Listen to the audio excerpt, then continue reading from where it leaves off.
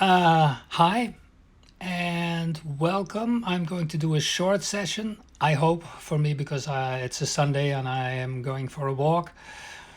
Um, I'm going to show you a couple of sketches from my previous sketchbook. Since 3 or 4 days, I've started in my sketchbook number 34. So it's been already a blast, and has already been some time because the last sketchbook walkthrough was for sketchbook number 32. 33 is finished, and I thought I would uh, pick a couple of sketches and show you and tell you a little bit about my process.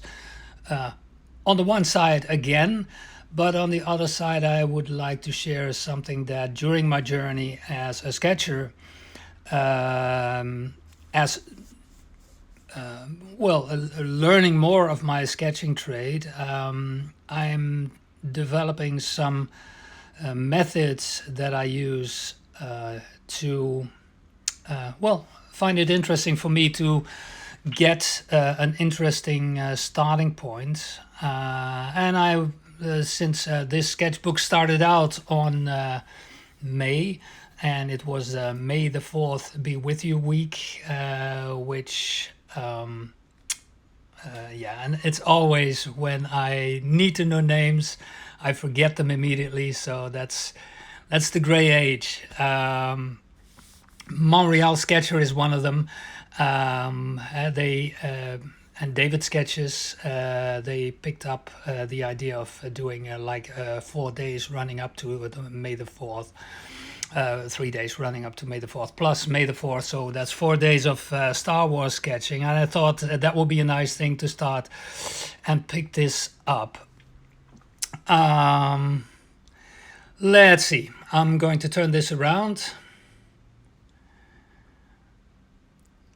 And go to, well, it was almost page 1 of sketchbook number 33. I started out with 2 sketches, and once again you see my fingers, and these sketches are not big, which is part of the trade-off for using markers. I can't go big because the points will start to get tiny. This one was of one of the gates or one of the buildings in Amsterdam from a long time ago, but it's still there and it's a nice tourist place to visit. It's a restaurant, so now with some of the major COVID measures lifted, people can sit outside again and enjoy the surroundings and the company. Okay, one of the sketches that have been a very familiar mainstay of what I have been sketching for well over a year now, and that is these Japanese houses, which I totally love.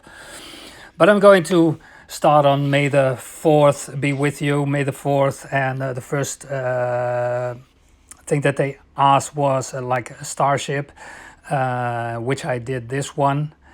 It was one where I was looking for a little bit of an interesting shape, and also something that would fit in my very strange format of these Moleskine sketchbooks, which is a little bit elongated.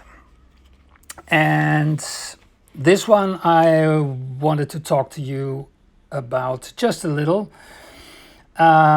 which was one where I can can show you a little bit of my process which went into this, because obviously things like this they just doesn't exist, and I needed to have a base for this. Great concept artists don't need a base for that. They just conjure that out of their imagination, and sometimes they use 3D.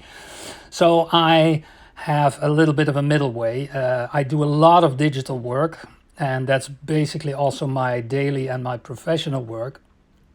And for this, so I'm quite familiar with Photoshop. I know my way around the program a lot. And for this, I'm going to switch to my monitor, and this is the image that I took as a starting point for that sketch. This is not by me, it's a 3D render. It's not by me, and I always, I never want to give anybody the impression that I did something which in fact I did not. I don't want to take the credit for anybody else's work, but I use this as a starting point for, because the challenge here was architecture and Star Wars, and I loved because I still wanted to stay close to my types of buildings and not the high-tech buildings in some of the future cities in Star Wars. So I wanted to do something like this, and I went ahead and pre-planned what I was going to sketch, and I'll show you. This is what I added digitally to the base, and where you could see like a little bit of a darker foreground, which is dangerous for me in my sketchbooks because I never want to run off the page. Sometimes I lose and I go off the page, but I try to stay away from the edges. I'll show you in a minute again. So I wanted to have some foreground darkness, and I also wanted to have something overhead, and I wanted to have something with these warmer colors here in the shadow area where the sun caught a bit of the tarp which was overhanging, and that was not in the original image, so I painted that in. And for me, this is also, this also helps me become more familiar and more comfortable also with painting digitally in Photoshop. So going from that back to my markers and my sketch here is where you can see what I made of that original pre-sketch that I did digitally. I enhanced also the tarp here a little, and I added some stuff hanging from which in sketching is totally fast and easy to do, and is a lot harder to do if you want to build that in 3D. And not specifically harder, but it takes more time. And in sketching, that's seconds to do that. So there you see a little bit of the process that went into this, creating this sketch. And then again, also here, of course, I love to play with the colors, and that's some of the things that I try to make educational for me as I'm going along sketching every day, to keep it interesting for me, and also to keep it something where I still learn stuff. This was one of the robots, same process basically. I started out from a model that I rendered, I did some 3D stuff to it, and from that point on I added some stuff digitally, and then I sketched that one out. What you see here, and that's something that I try at least to explain once in a while, these sketches are small. If I put my computer mouse next to it, these things are really tiny, and that also means that usually really big complexes, at least for me, they don't lend themselves well to sketching this way, because it would be so minute, so detailed, and I don't want to lose the bigger picture, because the bigger picture in my case is a small picture. Okay, let's see. I put in a couple of bookmarks of ones that I really liked in this sketchbook. And what, if you remember what I showed you with the Star Wars scene, I tend to do that also with some of the buildings. Some of the buildings, Japanese buildings, just completely are telling the stories themselves, but sometimes I exaggerate. I pick stuff and I enlarge it, or if there's a closed window, I open it up, or if it's dark, I'll create a light in it. I try to make it more interesting as a picture, and not try to make a copy of the photograph, because then there would be nothing for me to really enjoy. doing. I don't want to copy things. That's not interesting for me. Okay, here's one as well.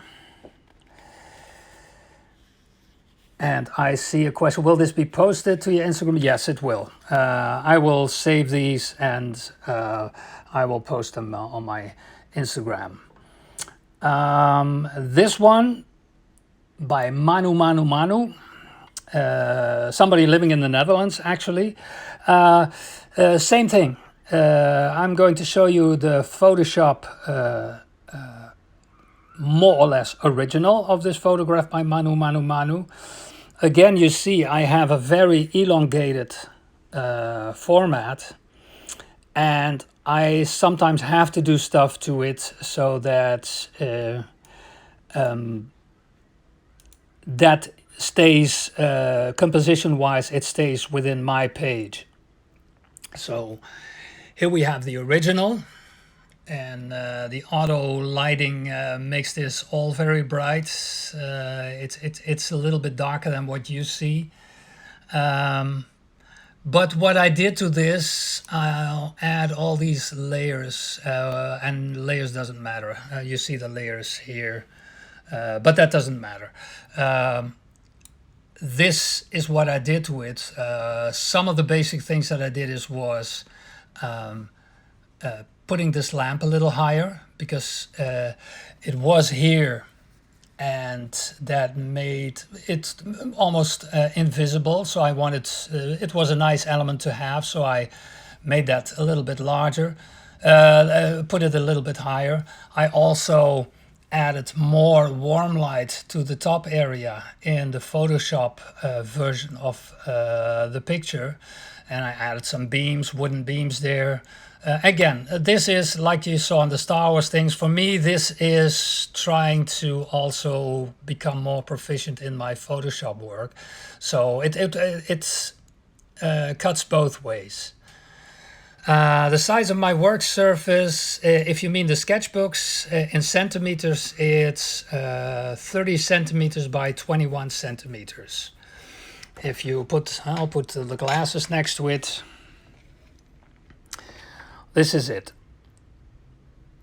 So it's a small work area.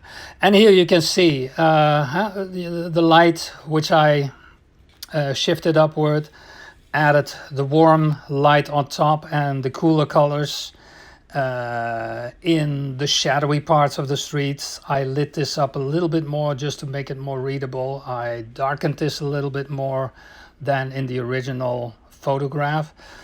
And that's what made that picture.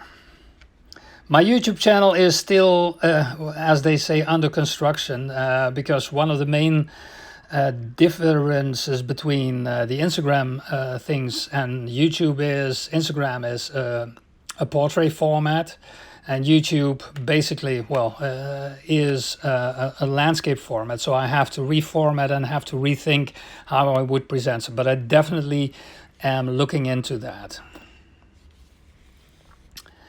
Okay. Here's one that I wanted to show because sometimes, well, not sometimes, I try to learn how to try and tame total chaos. This was a beautiful photograph of a flower shop, and I believe this was also in Tokyo.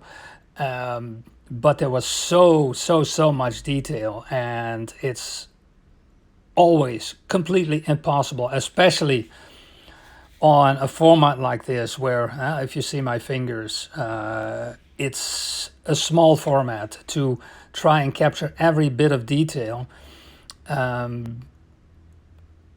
For me, this is an exercise in trying to convey, to show or simulate detail, but at the same time not showing all the detail, and at the same time also trying at least to tame the chaos. And that's why you see very quiet planes And here you have to play with light and dark. I could have even done that a little bit more with light and dark to group elements to create a little bit of rest in that. But for me, these are very nice and interesting challenges to do. That's why I choose them. I would run away 4 years ago. I would definitely have run away from challenges like this to try and capture this. But then again, I want to learn.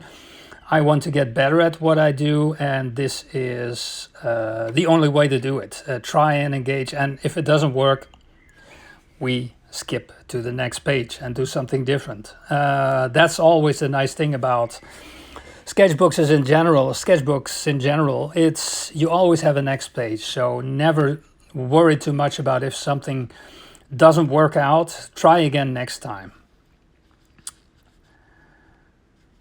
Let's see. Dankjewel.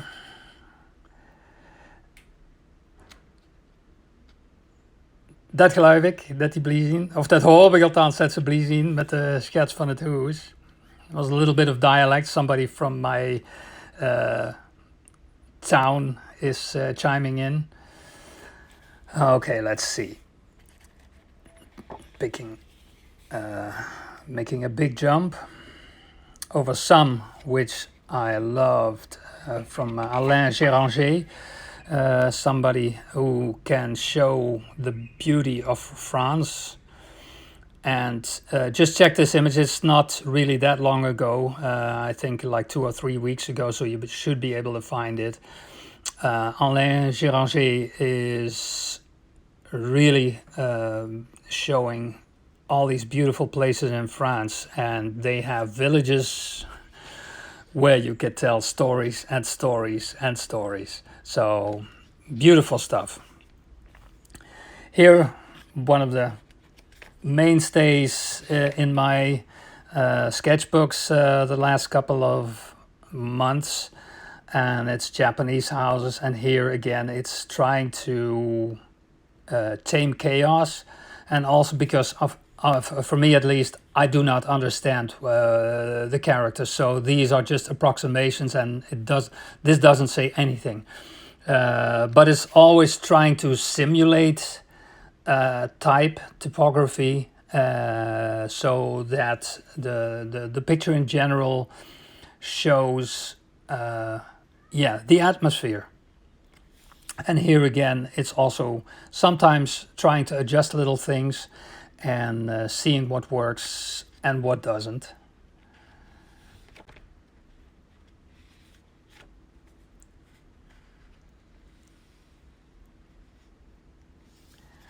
Okay, let's see.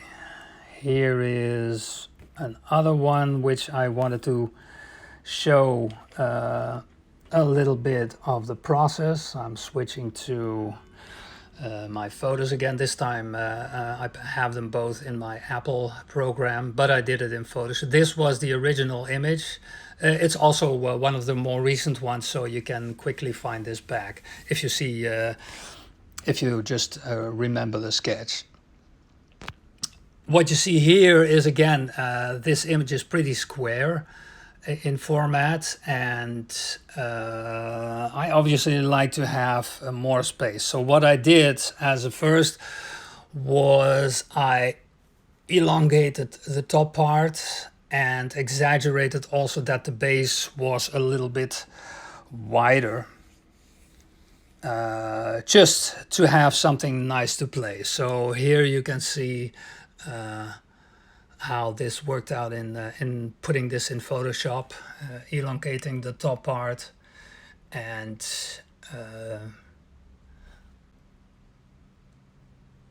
I probably even extended the windows a little, so that I could have something that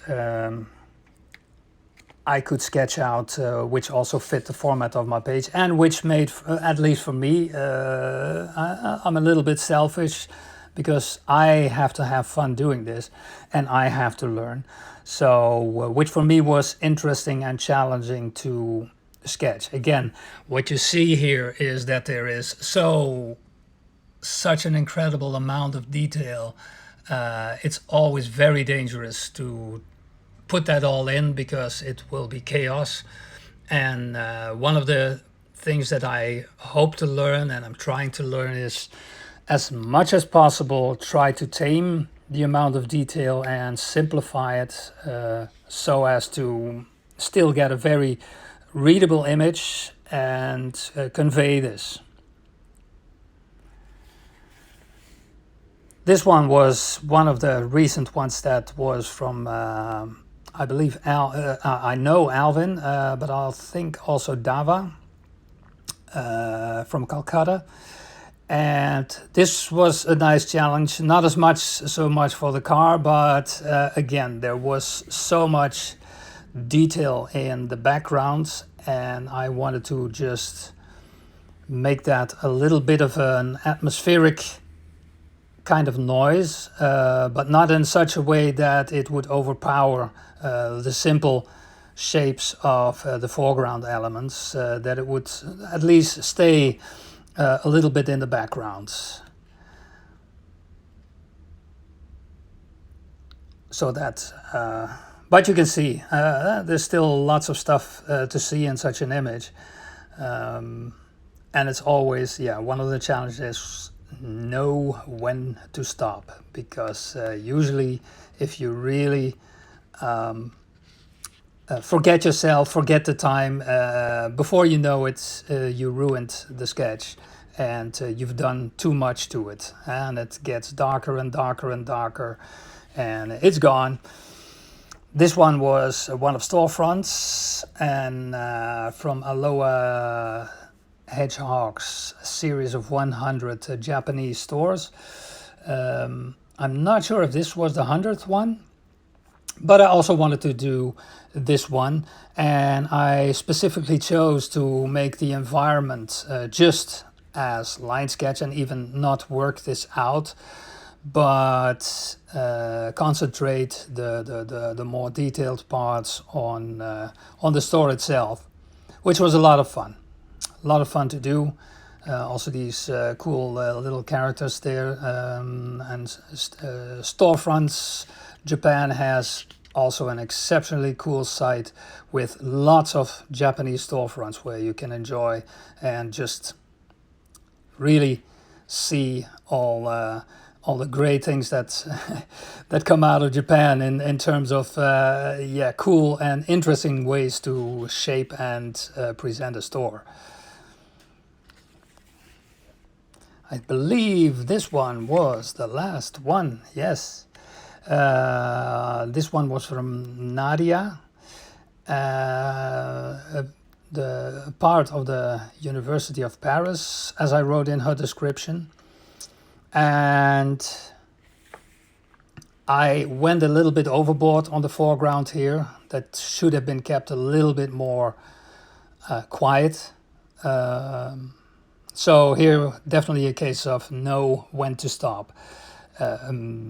But I had a lot of fun also trying to not draw everything, not draw every stone, but simulate and imply that there is detail there and not doing that all. Let's see. If you have any questions, and I can read through that on my left, but if you have questions, I will look at them now and see if I can answer some. I'll be off to an afternoon stroll in a couple of minutes, but I really try.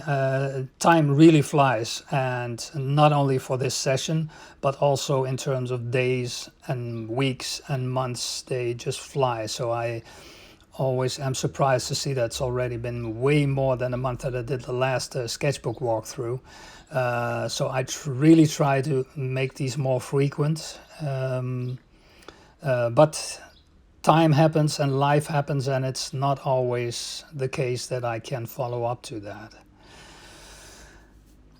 Let's see, how many layers are the foliages? And basically my foliage is more or less, let's see if I have a little bit of a clean page. For basic foliage, I usually have like 3 colors. Here you can see a Copic in action and a battle-hardened Copic, because the advantage of these are you can refill them and you can spill the ink over them. And I have Winsor & Newton. The lightest color that I use is Winsor & Newton's. Let's see, always nice to film this freehand with one hand my camera, and it's not in focus, I see, sorry for that.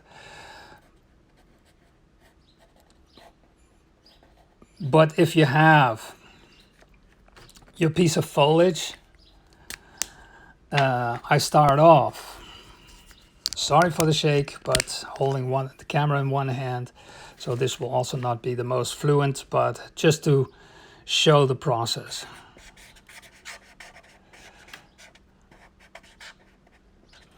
I try not, I mean, there's several ways that you can do this, of course. You can do this, if I have this, I could do it by faithfully, like they taught me when I was still a kid. Let's see.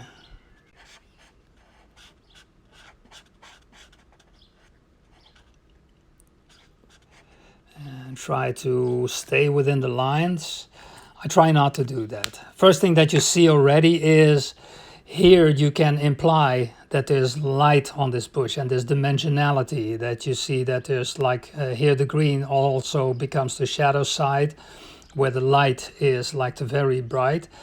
So that's one of the things that, and I don't want to fill in my sketches, because that's deadly. And then I use a darker tone, just simply to have that ground plane. And there is an intermediate which I sometimes use, so that's yellow green 97 from Copic. There's a yellow green 99 which is darker. I'll put them next to each other, then you can see it. So you have the Winsor & Newton. This one from Winsor & Newton is pear green. Then I have a darker color, which is the yellow green 97 from Copic.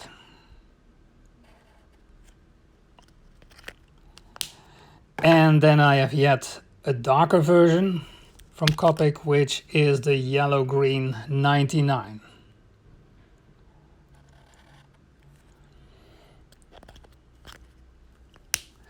And basically, yeah, you can get away also with just 2, and sometimes, which I showed you before I filled in the darker color, sometimes with even just 1 color. So foliage usually is a combination of these 3, and not more. That's also, especially if you start out with markers, this will be impossible to do. I mean, this set will already be quite expensive to just buy in one sweep, which I haven't. I mean, this is built up over 4 or 5 years. Obviously, I've changed them over the time, but it's this one, and I just sorted them in a sort of a workable way for me. And this one, these are now my main. Here you can see a warm gray scale from very light warm gray to almost black warm gray. There's a more or less neutral. This is toner gray. It has a little bit of a colder grayish tint, also from 0 to almost black. And I have a cool gray. So these are my very important gray scales that I use a lot in light or in white buildings. And that means staying in the first couple, which barely even register on the paper. But as you can see, there are not many. This one, for instance, I hardly ever use that. Maybe for the flowers in the last one that you saw from Nadia's photograph of the Paris University. But apart from that, I never use these. Red ones sometimes for accent, but I always am in the earth colors. These are really very important.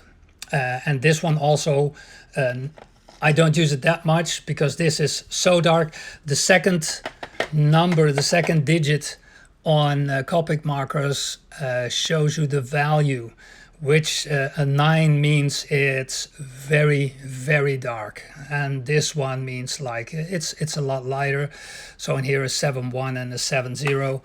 If you see this, I'll put this on paper. It's pretty light. It's a purplish kind of gray. And if I put the red violet next to it, which is like 99, you can, it's almost black. And I use these, especially these dark colors, in stuff like the book happened to be on this page. So, but in the darker shadow areas, I will go sometimes as deep as this 99. But here you can see these lighter purplish gray kind of colors playing nicely. Is there green here? Yeah. But this is one of the other copper greens. If I don't want to have a yellowish green, sometimes I use these, which they say yellow green, but they still tend to be more of a bluish, colder kind of green. But you can get away with starting with a simple palette of a couple of earth colors and a select, and you don't have to have them all. I also don't use them all in every sketch. If you start with, say, like a 0 and then skip to a 2 or a 3, so you could do 0, 3, 6, 9. You have a very nice scale of gray markers already, which you can do a lot. Well, then the same with here. So instead of 10 or 11 colors per color, values per color, you could do with like 3 or 4, and that would obviously save you a lot of money. These ones here also, I use them a lot, like here, these two Winsor Newtons, which is, let's show this one, pastel beige, which is also a yellowish kind of gray, yellow greenish kind of gray. It sounds poetic. And a darker version of that color, which is the khaki. These two, and if you combine them with a yellowish color from Copic, which is raw silk. I'm just mixing something up here. I did this in the church sketch from that I did with Marek Bot 64. I used these combinations a lot.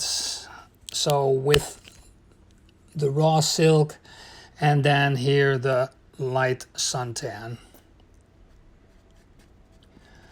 This is also like a couple of very nice colors, which are all more or less in the same value. The pastel beige is a little bit lighter, which makes for the lighter part. So you could have dimensionality with, and this is like adding some warmth to it. But combining these kind of colors will give you really a very nice playing field to work with. Okay, let's see. Browsing through the questions. Let's see that you can still see something interesting while I do that.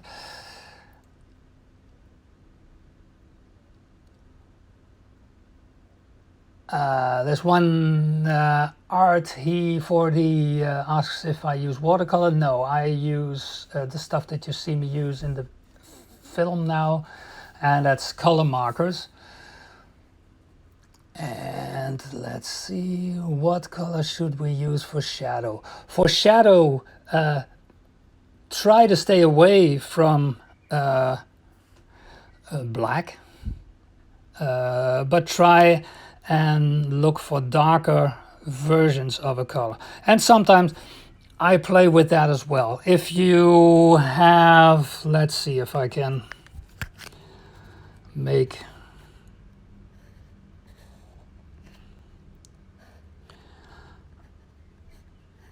this very symbolic house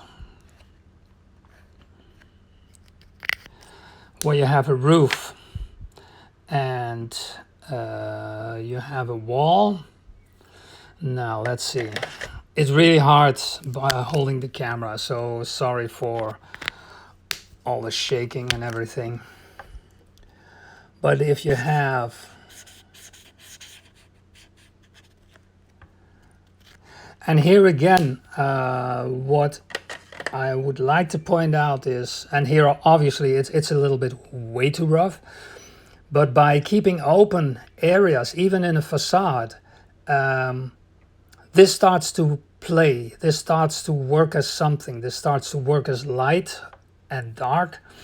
This will definitely help keeping your sketches sketch-wise and not like I drew something and I filled it in with color.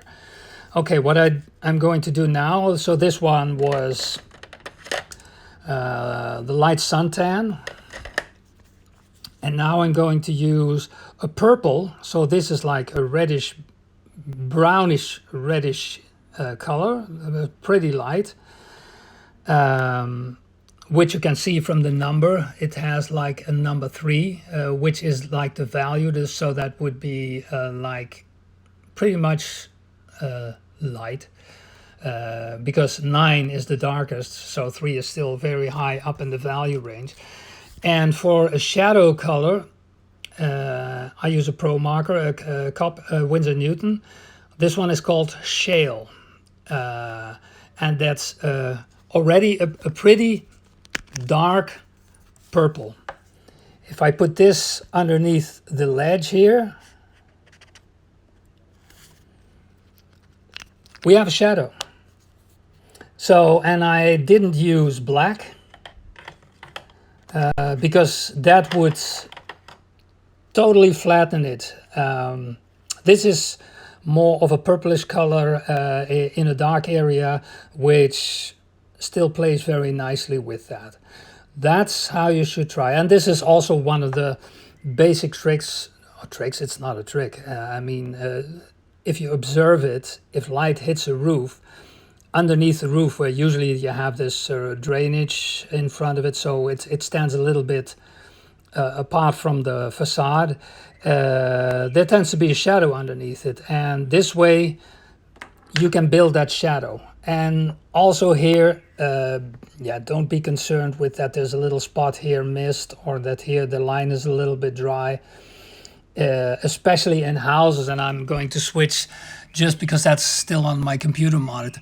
If you see here how the shadows play over all this wooden boarding, lines are not straight. So why should they be straight on facades? Make it lively, the same as here. Buildings, of course, in a computer, you can make buildings completely straight, but that's not how things in real life are. And that's also why if you do it that way with rulers and technical pens, your drawings tend to have a different character. I see a question of warm gray and cool gray in shadows. It depends on the situation. Here I've used warm gray in the shadows, but probably on other things like here, I use the cooler gray in the shadows, and maybe even like one with really a bit of color in it, that I use color as a shadow, and I used overblown light as a way to say that this is a light surface and not really saying which kind of surface. Just light hits the surface. So that it depends on the situation how you color. It is not like, okay, for shadows I use, like I just explained here, for shadows I only use purple. Sometimes, like here, I use a darker green. But maybe I could also use a purple for that, or maybe I could use a brownish red for that. It depends on the situation, and it also depends, that's the fun of it, it also depends on experiment. If you see where I mix up things, sometimes there are colors there that I see and that I like and say, okay, I really like the combination of this. And that's something that you can build on. Like here, there's like this yellowish orange, very light, and here is bluish, and there's a little bit of purple in there. There's so much going on, and all these combinations add to the liveliness of the sketch. And that way you should just experiment. Never be afraid to experiment with stuff. Like here, playing, there's red and greenish blue together. Here's very blue. And underneath here I used a very cool gray to add a shadow. But here again you see that underneath ledges I make it dark. And here just a little hint, because sometimes you don't want like a really hard shadow. This simulates really harsh light. Here it's a little bit of a softer light. Still the sun, still direct cast shadow, but a little bit less hard. Okay, I'll look for one question. Well, I'll still show you something more interesting than my arm.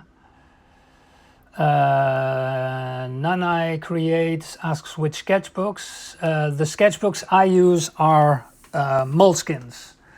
I just ordered a new pack, so let me reach out for one. These are the sketchbooks that I use. It's Moleskine Art Collection sketchbooks, and it's, where do they have the paperweight? Here. Here you can see the size, both in centimeters and in inches, and in English and in French. And just to state the obvious, maybe, these were not built for markers. You can see here the back side of every page. It bleeds through like crazy. If you see here, for instance, I wasn't concerned because I cannot paint on this page. It's glued together a little bit in the seam. But here, where I just forgot to put something between it for the last stuff that I did on it, which I shouldn't have done. But here you can see it bleeds right through. But what I like about this paper is it's very sturdy. It's very thick, but not too thick. It's not too absorbent so that it would suck a marker completely dry in one sketch. And it can take a tremendous amount of punishment. And let me see if I can find... Here you can, this is the back side, so you can imagine. But here it can take an immense amount of punishment. Here I went over and over and over with color, and it was soaking wet. And still the pages, they don't tear, they don't raffle, they still stay, the structure stays intact. So what I chose as a paper just randomly, for me it has turned out to be really a very worthwhile paper for the way that I have learned to sketch with markers and on paper. So for me it's Moleskine, but for you it might be something completely different. So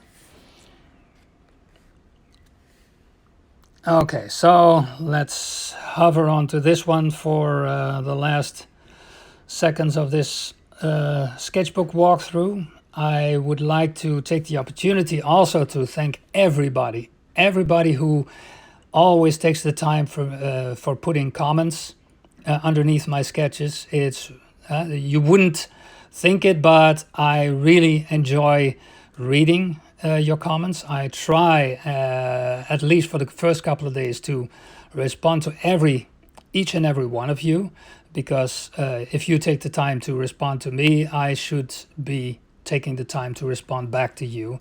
But it's always very fulfilling to see that if I do something, that people appreciate it. So it's really appreciated that you do that, and thank you very much for that, and thank you for sticking around. The end of June will mark my 5th year finished of sketching houses. So these 33 sketchbooks that I've finished now have been the journey of 5 years of making sketches.